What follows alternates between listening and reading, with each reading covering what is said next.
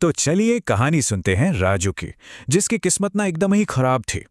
राजू का तो रोज का यही रोना था। उसे लगता था कि उसकी किस्मत में ही कोई खोट है।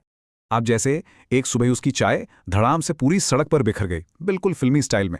और फिर उसे मिला एक ऐसा ऐप जो कहता था कि वो आने वाली बुरी किस्मत को भांप सकता है। तो अगली सुबह स्क्रीन पर यह चेतावनी चमकी, उड़ते कबूतर से सावधान। मतलब सच में?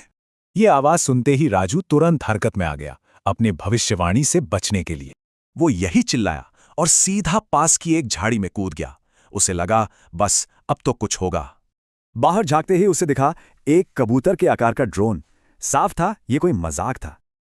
फिर क्या था, राजू ने उस मशीन के पीछे दौड़ लगा दी, बिल्कुल फिल्मी हीरो की तरह डायलॉग मारते हुए। और फिर ड्रोन गिर गया। पास में कौन था? उसका पड़ोसी, जो इस मजाक पर खूब हंस रहा था।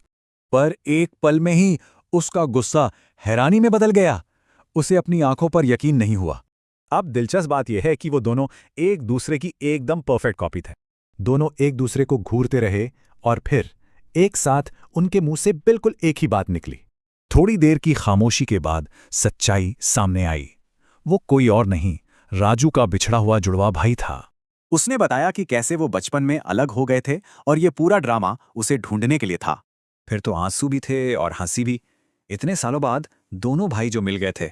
और राजू को लगा कि शायद उसकी सारी बदकिस्मती का एक ही मतलब था, अपने भाई से मिलना।